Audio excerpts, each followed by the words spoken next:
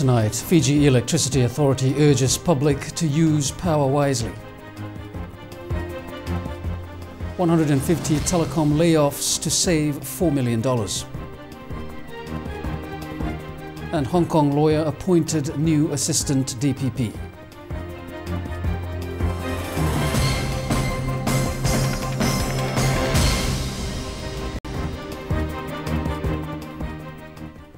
Very good evening. The general public is once again being urged to use electricity wisely. The Fiji Electricity Authority says power demand and consumption has now reached record levels. The FEA says with lower than average rainfalls up in the Monasawan and Ndaribatu areas, this can be a catalyst for major power shortages if water in the dams reach critical levels. While water levels at Monasawu have not reached the critical levels yet, the FEA is already been proactive. According to FEA CEO Hasmukh Patel, power demand now stands at 148 megawatts compared to 138 megawatts for the same period last year. The FEA attributes this to the current hot weather. I think the main reason why the demand is very high is because of the hot weather, and throughout the day there are customers, either using air conditioners or fans or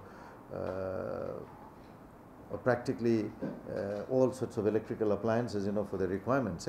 And as a result, that's the first part, the hot season and the demand being high. Low rainfall also compounding matters. The second thing that is impacting our business right now is the amount of rainfall. Now you can see practically in Suva, most of the days are pretty sunny, and we are not getting the rainfall even though the humidity is very high. The situation is fairly similar up the hills, up at Monasawu and Ndaribatu. Practically for the last 20 to 24 days of January, we have not received what we would normally receive, in January. While it is still under control, FEA hopes that the public use power wisely. What is happening is we are still able to meet the demand, but the situation right now is still under control. But hopefully we will get the rains soon, and the weather will start to sort of cool off a little bit so the demand can come down. It's not a panic situation as such. As you can see, for the last 3 or 4 weeks, there hasn't been any really impact on the power supply as far as the customers are concerned. Last year, the FEA recorded a profit of 75.3 million. Ndrobu Kelangi, Fiji One News. Up to 150 employees of Telecom Fiji will be affected by the restructure now happening within the organization. The first lot of over 90 workers were issued with redundancy letters this week. In a statement today by holding company Amalgamated Telecom Holdings, it said that this will save the company up to $4 million, the equivalent of 20% savings in HR costs. By the end of the restructure process, the organization will be trimmed down to around 500 staff. ATH adds that this will also result in between 10 to 12% in HR-related overheads, such as office space. ATH says this also includes those who have reached the retirement age of 55 years. Additional operational cost reduction is forecast to save Telecom Fiji up to $3.8 million in the coming year. It's the largest commitment by any government towards elections this year. Papua New Guinea remains firm in its promise to help Fiji with a generous donation of close to 40 million Fijian dollars in our efforts to return to parliamentary democracy. Sharon Wilson with the details. One of the first nations to put its money where its mouth is. PNG now on the verge of delivering on that promise. I have had initial discussions with the Fijian High Commissioner in Papua New Guinea, and I have a team that will travel to Fiji towards the later part of February to work out exactly the details of the assistance. We would like to ensure that the funds are spent for election work, so therefore our team will meet with the Fiji election officials and come up with a proposed expenditure area where we can spend the money on behalf of Fiji for the elections. The 50 million Kina assistance will be released in 2 installments this year and in 2015. So we're doing the first leg 25 million this year, and the next leg 25 million is next year. As you know, by then elections would have been completed in Fiji. However, we'll still find the 25 million basically to look at things like assist them in the restoration of the parliamentary practices and processes and parliamentary committees and so forth. Yeah. But before that, officials from both governments will meet to decide on specific areas that will be assisted. Our team will include our electoral commissioner and some of our people involved in elections and people from the Prime Minister's Department and people in government whose work involves elections. So they'll travel as a delegation, and following that we see they could reduce that into an MOU arrangement with the Fijians as to how we can use the money. The assistance is PNG's largest to any country. In terms of our assistance to other countries, that must be the highest assistance so far. But like I said, we'll roll out 25 million this year and 25 million the following year. Fiji and PNG enjoy strong relations. This was further strengthened by Prime Minister Commodore Varenge Bainimarama's inaugural visit to the country last year. Sherry Ann Wilson for Fiji One News. The Fiji Corrections Service has called on the public for support as they try and reduce the reoffending rate in the country. Over the next 12 months, the Corrections Service will have to meet several targets set out by government. Their biggest challenge will be in reducing the recidivism rate. Their targets are clear. In 2009, government had instructed the Fiji Corrections Service to reduce complaints by 50% by the end of this year. Prison escapes also by 50%, and the recidivism rate must reduce to only 3.5%. Over the years, the reoffending or recidivism rate has steadily declined to 5.7 last year. But still, those released from prison continue to reoffend and get sent back, with most for burglary and theft cases. Majority of those during the assessment that we did with the assistance of our psychologists and all the relevant stakeholders who come on board to come and assist us in doing so, we have identified the social issues. Majority of those who come back into the Fiji corrections is because they don't have the support, because of lack of financial support, poor education that leads to them committing this crime. One of the only ways to reduce reoffending is to rehabilitate the inmates, and the Corrections Service say they will also have to train their officers to effectively carry out their duties and work with inmates. We are trying our very best to improve our capacity building in terms of training, and that is an area of focus to continue to develop a sort of training so that we can expand the officers' territory, at the same time to upskill them, to know where the intent of the commissioner is and the intent of the government, the whole government. Assistant Commissioner of Corrections William Mbulewa says that an important component to the rehabilitation of offenders and also a key to reducing the rate of reoffending is acceptance of ex-offenders by the society. We cannot do it alone with that challenge that we have, but we'll continue to go out to the public and go out to the community and asking their help, seeking for their assistance to come on board and for us to work collaboratively in trying to reduce recidivism. Currently, there are over 1,500 people incarcerated at correctional facilities around the country. Myron Williams, Fiji One News. The Director of Public Prosecution's Office has appointed a new Assistant DPP. He is former Hong Kong lawyer Michael Delaney. He now joins Mosese Corvo and Ruth Townsend as the third Assistant DPP and will be based in Suva. DPP Christopher Pride says Delaney is a very experienced advocate and he will contribute significantly to the growth of the independent office. Pride says he will also be an excellent mentor for the younger prosecutors. Delaney is originally from England. Pride says the DPP's office is always looking to recruit high-caliber lawyers, both from within Fiji and abroad, adding they will also be appointing a fourth Assistant DPP early next month. The Housing Authority has recorded a significant reduction in its total non-performing loans for last year, but the figure is still quite high. CEO Alipati Nayorosui has revealed that a big chunk of its total mortgage portfolio is in arrears, 29% to be exact. Chief Executive Officer Alipati Nayorosui says that around half of all Housing Authority customers are not on fixed salaries. That makes debt collection a huge challenge for them. Acknowledging that lending to low-income earners is very high risk, Nayorosui says their objectives are more social than commercial. This is why they have such a huge chunk of their total mortgage portfolio in arrears. 29% of all their loans are in arrears. It's been hard, it's there, but I'm glad to advise that we've really reduced our non-performing loans. We worked hard over the last 2 years in particular. And our non-performing loans has now reduced to about 29%. It used to be around 35%. It's now gone down to 29% of our total mortgage portfolio. That comes to $24 million, and while it's a huge reduction from the previous year, Housing Authority knows this still needs to be reduced. It's huge when you compare to the other institutions, but as I said earlier, the customers that we serve are at risk, and again, with the nature of our business, it contributes a lot to the situation that we are in. But we work hard and we do counseling services and so on, and the assistance provided by government helps. While Housing Authority collects around $20 million each year in loan repayments, their profits are usually very modest. Last year, they posted just over $400,000 in profit. We achieved a profit, a modest profit for last year. But I guess for our projects, we would have liked the progress to be faster and the lots delivered quicker than what actually happened. So, mixed result, but overall we are happy with the performance of the Housing Authority.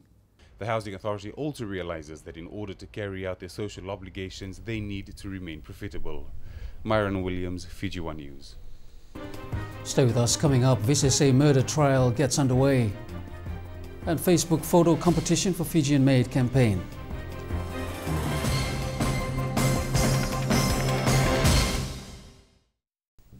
Hello again. Leading this segment, the 22-year-old woman charged with the alleged murder of a mother and her 7-month-old baby and attempted murder of 3 other siblings at their VCSA home last month appeared in the Lautoka High Court this morning. Priyadarshani appeared before Judge Justice Sudarshana De Silva for the first time at the High Court. This is after having her case transferred from the Magistrates Court last month. Justice De Silva extended the right to legal representation to the accused through an interpreter, but was declined. Darshani opted to appear in person for the duration of the trial in the High Court. The Office of the DPP asked that the court grant the state 21 days to ensure the process of disclosures. Justice De Silva set a date for February 17, 2014 for mention and ordered that all disclosures be handed to the accused. A prominent government boarding school says OHS standards must never be taken lightly. This is especially after one of the school's boarding dormitories was destroyed in a fire early last year. The Queen Victoria School Old Boys Association says this is why it is serious about getting its hostels fire-equipped as soon as possible. The QVS Old Boys Association says hostel fire safety is an age-old problem. The raising of one of their hostels earlier last year brought home that reality. For schools like QVS and Education in particular, the nearest fire station is in Nassori. So when there's a fire, it's going to take quite some time for the fire tenders to get there. So it's imperative that the firefighting equipment is provided. Actually, ever since we started in 1952, so I went in 1964.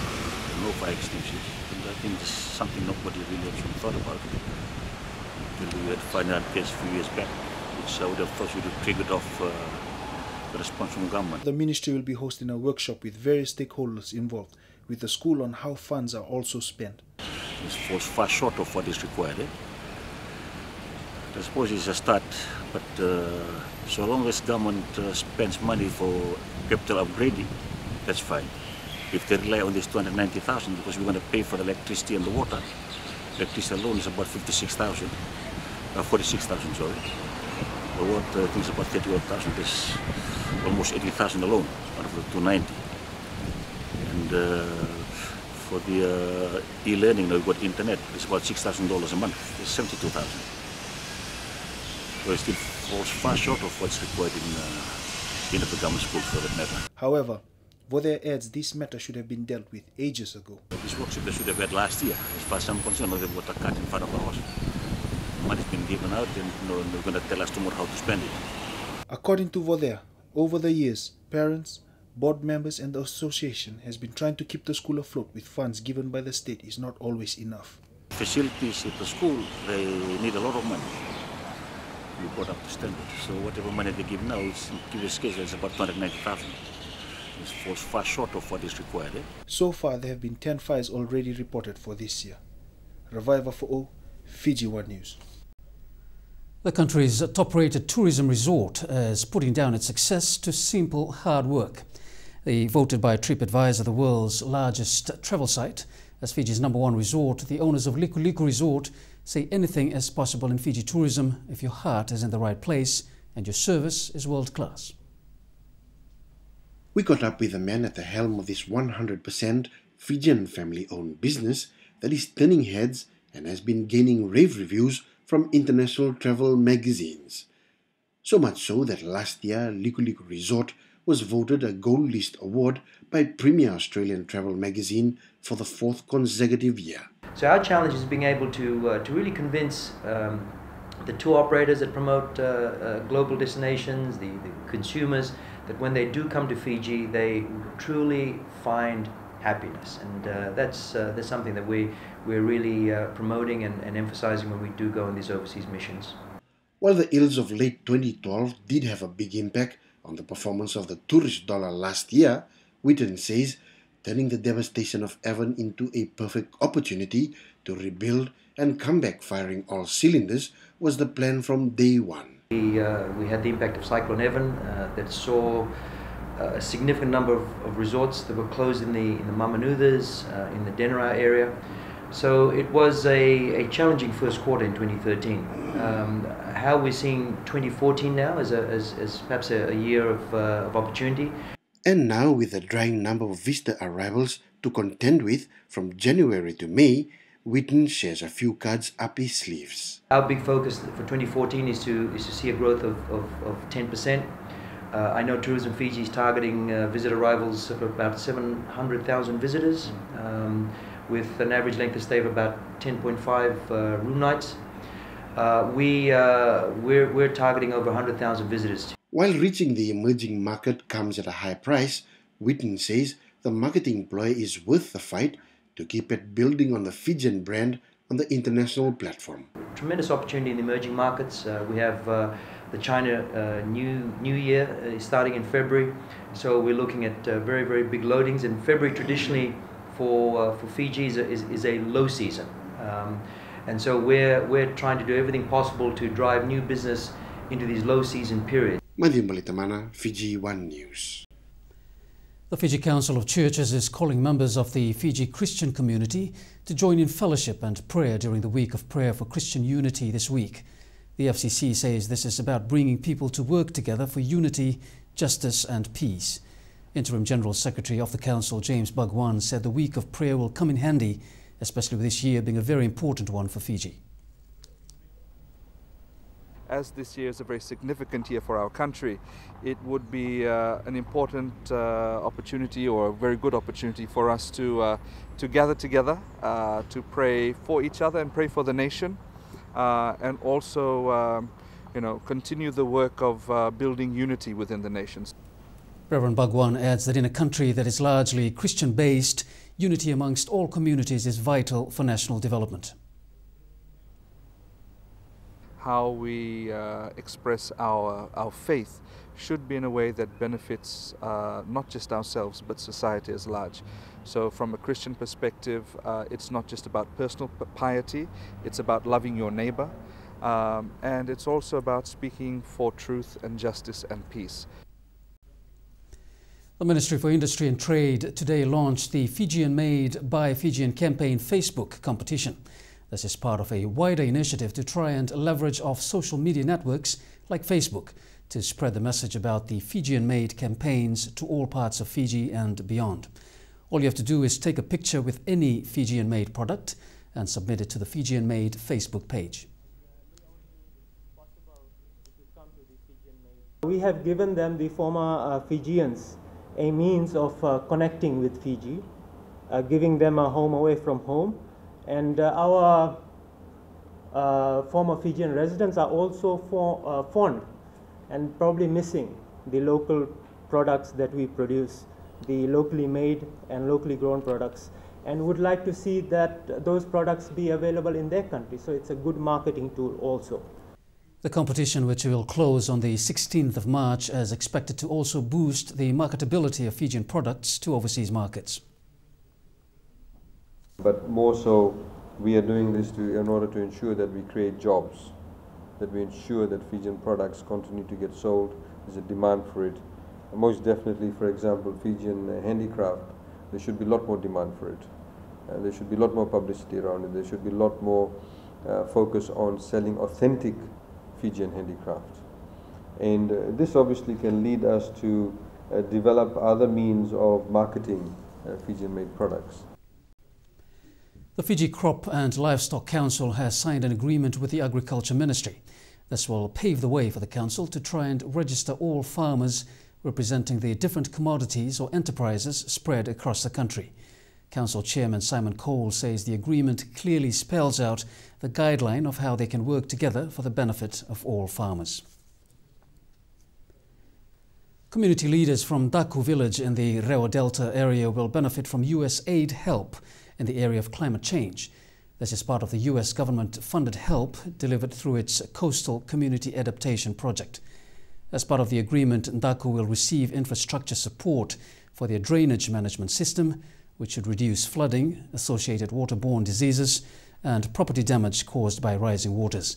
USAID also signed a similar agreement with the Mburetu village community in the Reo Delta.